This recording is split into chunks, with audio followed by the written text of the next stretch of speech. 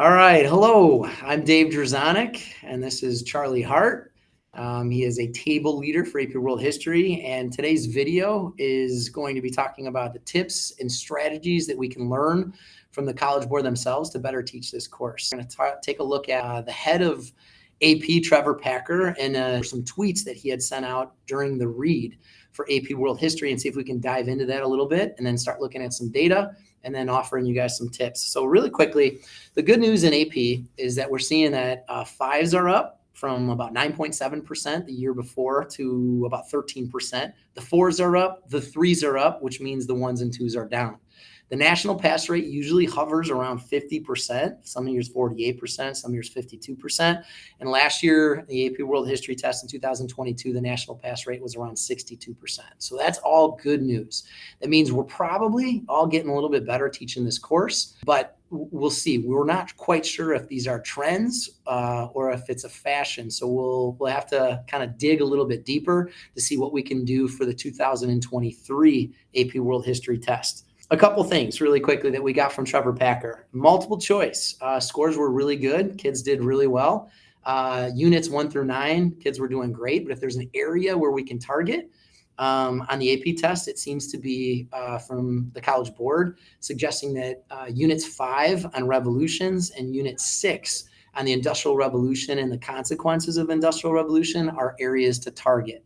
So that's something that we should keep in mind. Okay, keep on teaching everything the same, but maybe a little bit more emphasis on.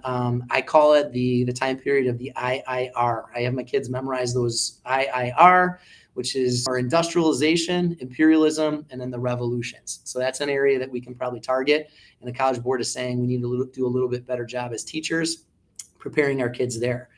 In terms of the SAQs, the short answer question, it seems like kids knocked it out of the park this year on SAQs. And again, SAQs are just testing kids' historical knowledge. And it looks like Mongols, the first SAQ on the Mongols, according to Trevor Packer, 24% earned a perfect score, 3 full points on that Mongol SAQ. Another SAQ on the Columbian Exchange, 25% of the kids earned a perfect score. And the SAQ on the Green Revolution earned a whopping 39% earned a perfect score there. So those are pretty good. And I would argue that if you're teaching this course, you are absolutely emphasizing the Mongols and you're absolutely emphasizing the Columbian Exchange. Those are absolute musts that you have to hammer home in the course. And obviously the data shows that kids did a really, really good job with that. The lowest scoring SAQ happened to be a primary source SAQ on, it was a picture of a Canton factories, and the kids struggled on that one with 40% earning a score of a 0. Okay, so once again, us trying to hit certain targets. These are some good things to dive into and explore a little bit more and target some areas of weakness. In regards to the essays, the DBQs and the long essay questions, it seems that there is a trend where kids are starting to really understand how to write thesis statements with an 85% global average on the DBQ. That is outstanding. That is unbelievable. I'm going to kind of take this approach and pass it on right now to a person that is very, very comfortable talking about essay writing, LAQs, DBQs. And I'm going to give this over to Charlie Hart right here, who is a table leader at the read, and we're going to use his expertise to see where we can dig a little bit deeper. So Charlie? Okay. Hi, everybody.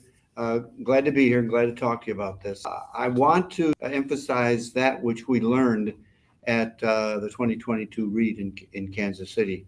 And so I'm going to really emphasize the DBQ, and I want to go through it step by step very quickly, all too quickly. The 3 umbrellas that I want to emphasize as we talk about this is the 2 variables make for success in the LEQ and the DBQ is content and communication.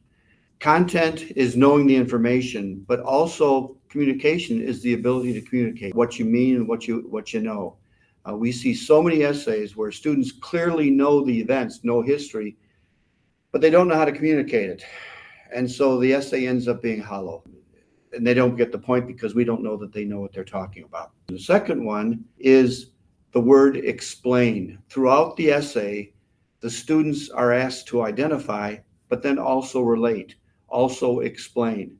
And a lot of times the students will drop evidential point, but they won't relate it to the thesis, or they won't relate it to the theme of the question, thereby not earning that second evidential point. So identify and explain. Explain the relevance of the information to the central issue of the question. And the final umbrella is the rubric. The rubric, or the guidelines for the SAQ, rubric for the LEQ and the DBQ, is the minimal acceptance, the minimal acceptable score. And we want the student to get beyond minimum. So understand, when you see the rubric, you don't want to get close to that. You want to get well above and well beyond it. Okay, so let's look at the thesis.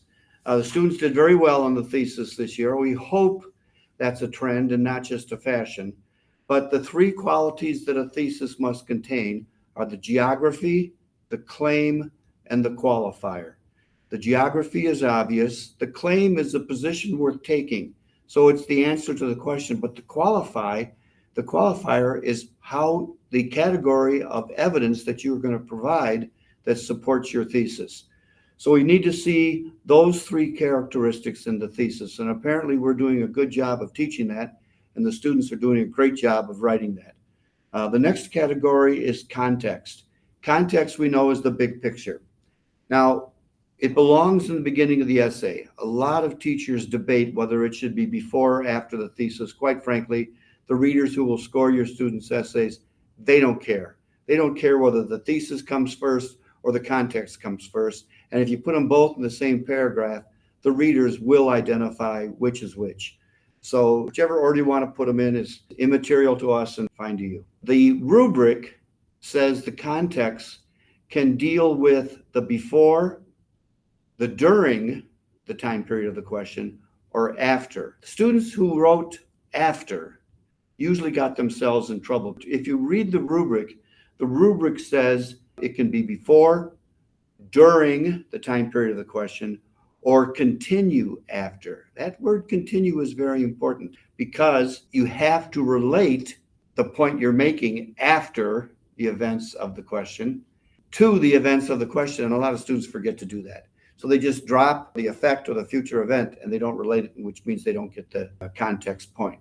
If I can add something on the context too, Sure. that we're seeing is kids are getting better at this. Some, and Charlie, you probably would talk to this too, as we were talking earlier, is causation is a great way to go when talking about context. Is if you can give, again, there's a topic of the question and you absolutely have to relate the history and what's surrounding that event, what's leading up to that event. Don't go back too far, but what's causing the topic of the question to become relevant.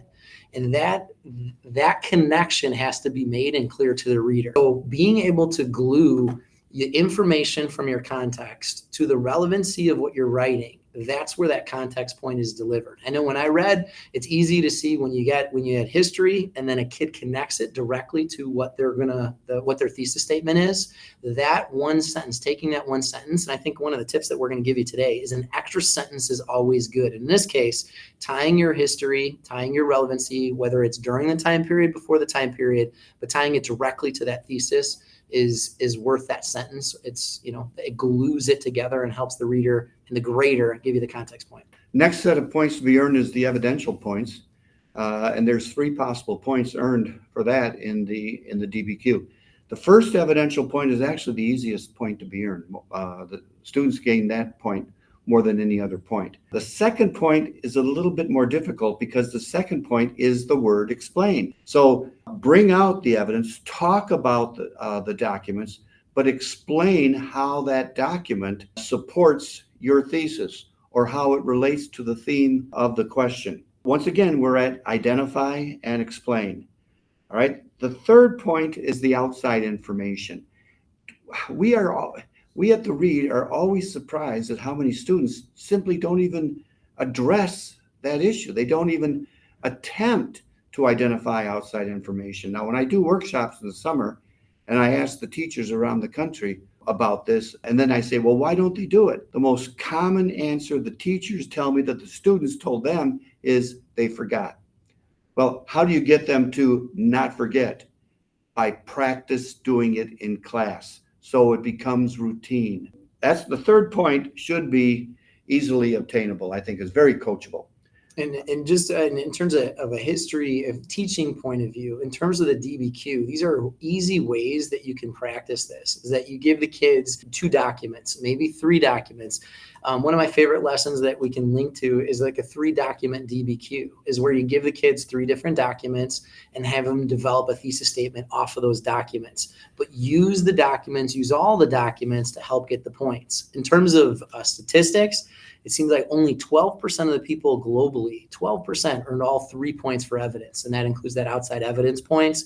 About half, 45%, earned 2 points. So that's probably where you want to be, somewhere in that 2 points. And then an outside evidence point is a way to really start, catching up and going ahead in terms of the DBQ.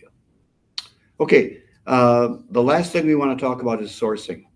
Now, I know the last thing we should be talking about is analysis, but we can't get into that in a short video like this. So let's spend some time on sourcing. The sourcing is identifying the background of the document. So the purpose answers the question, why does this document exist?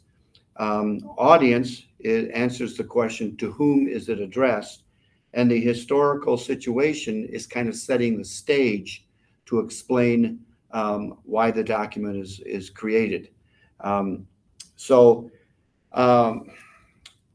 Again, the mistake that the students make is they will identify the document and they will introduce the purpose, but they won't relate the purpose to the essence of the question. They won't show why the purpose of that document supports their thesis. So you have to take it to the next level. A lot of students will just simply identify the audience as the customs agent. Well, but why is the custom agent important to understanding the essence of this question? All right. And I want to say something that I read from one student this past spring that I thought was very enlightening. The student would talk about the document, and then in each instance, for each of the documents, would end this with a sentence that said, document 1 is intended to. Document 2 is intended to. That word intended is a very powerful word. I found it to be very powerful and insightful, because not only could it take the student take the reader in the direction of talking about the purpose of the document or who the intended audience was, but the word intended also opens the door to explaining the reason for the document, the explanation of why that document supports the thesis.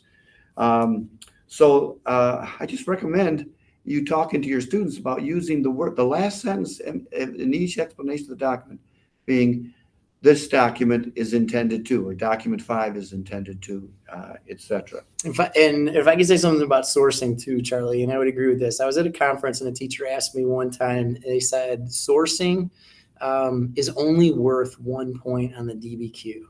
And therefore, it might not be worth it to talk and to teach it. And the argument we both agree is that is completely not true, is that you should be teaching sourcing. And you say it's 1 point on the DBQ, and you can do the math on it. I think you did, and it's that 1 point on a DBQ is statistically worth how many points on a multiple choice? 4.5 additional right multiple choice questions. So I think you should teach sourcing, and not only just if you look at it for 1 point on an essay, but teaching sourcing is a skill that runs through this course. On the multiple choice, learning to source a document on a stimulus-based question is the #1 way to understand that question. So teaching sourcing is not just a 1 point thing or 1 point on a DBQ. It runs through the course and makes your students understand the multiple choice better, understand the SAQs better.